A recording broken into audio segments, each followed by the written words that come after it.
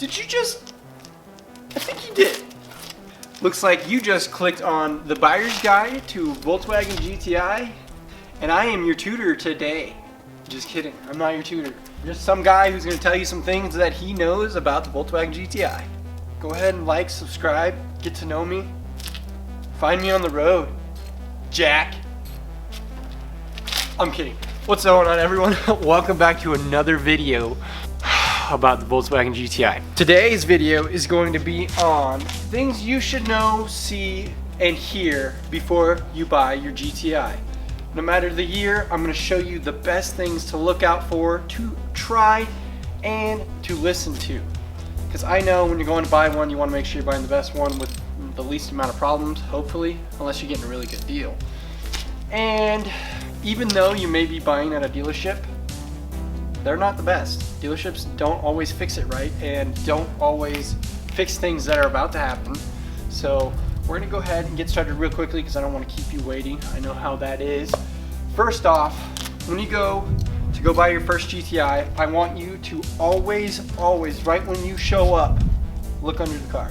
Just look under it, see if it's wet under there, see if there's liquids. If it's raining or snowing or anything like that, that's gonna be very hard. Hopefully you can maybe get it on a lift, that'd be nice. If it doesn't pass all of these tests for you, there's no point in going to get a mechanic because at that point the GTI is trash and you shouldn't even buy it.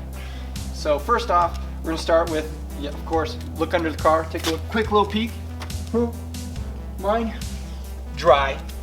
You look under there, right under the engine is all you have to look for is oil leaks, maybe some coolant, and even maybe look just past so you can see the transmission, see if there's any tranny seal leaks and all that bad stuff. And then the next thing that you're gonna wanna do right when you get to it, as you're talking to the buyer or whatever, the salesperson, ask them some quick little questions that'll point you in the right direction on how this car was taken care of. Just ask them, have the belts been changed at all? Has the water pump been changed at all? And depending on what mileage this car is at, 40,000 miles, you're going to want to ask them about the transmission service and has it gone to every service. If they say yes, then ask for paperwork. If they say no, raise your eyebrows a little bit, make a slight little scene of, oh no, that's not good. And then if it's about 60,000 miles, you're going to want to ask about the belts and then the water pump, of course, and then all the other service they have. And then keep asking them, no matter what mileage it has, if they have receipts on everything. Because if they don't, raise your eyebrows and be like, well, that's no good. Because then you either don't want to buy the GTI or you're going to get a better price for it because they have no way of proving that it's actually done unless you look at it and it's like brand new. And then while you're asking them that, go ahead, pull the dipstick out, check it, see how dark it is, see if you can see a little glint metal. If you can, then walk away immediately because that means it has serious problems in the engine. Just end of story, don't even worry about it and walk away. And then what you can do while you're still here, just go ahead and take a look around the engine, kind of just peek. If you have a flashlight, do that, see if there's any oil mess. If there is and it's fresh, you know you have an oil leak, and then you'll have to probably fix that. Which oil leaks aren't always terrible. 90% of the time it's not that bad, 10% of the time it can be very bad. So if you see that, dive a bit deeper, see if you can see it. If not, take it to a mechanic for sure if you really want the car. If you don't, then just, I don't know, don't buy the car. If the engine bay itself is very dirty when you open it, just know that the car has been treated very, very poorly since the beginning. So that should just leave a bad rep in your mind and make you not want to buy it. And then the next thing you want to do is when hopefully you go and drive it, hopefully you do, you want to go inside. And when you get inside the GTI, oh God, it's broken.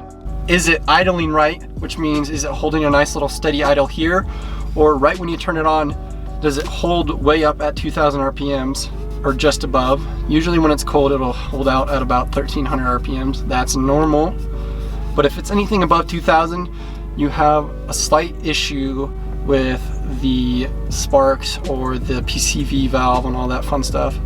So if it's not idling right, there's another issue. And then one quick test to do while you're just sitting here is just tap the gas real quick. And if it just falls back down, that's really good. You're not gonna have any issues there.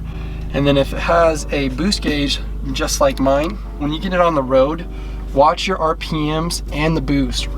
the boost should start to push right about 3,000. So at the 3, if your turbo is not building boost at 3,000, it's either got a huge turbo and a huge intercooler on it, or you have a very bad turbo and right away that you're gonna need a new turbo and who knows what else. So for your next one, when you go to test drive the car itself, what you want to look out for is weird noises, weird shifts with the car itself. And what I mean by that is when you go to do your first pull at a stop sign or a stoplight, mash the gas. So if you're not getting the traction control light, it'll show you if you're having power problems, if the car's not getting enough power or it's gotten a plethora of problems. When you're smashing the pedal right away, almost every GTI, stock or not, will skirt the tires right in the beginning and it'll give you a little flash saying that you're losing traction. That's a really good sign if you have that. And then if you have a automatic transmission, to test the transmission to see how it's doing, put it into triptonic they call it, and change the gears pretty quickly. So get in there, downshift, see how fast it'll shift. If it goes very quickly, good. And then shift up really quickly again and see how fast it drops. If it's taking its time or it's kind of hesitating or anything like that, you may have a transmission problem. When you come back from your test drive and all that fun stuff, don't park in the same spot.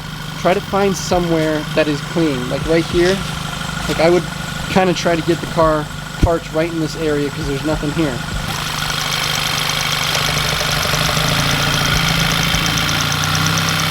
So if you hear the engine hesitate or rev up, that is a very good sign. That means you'll have no vacuum leaks whatsoever through the system.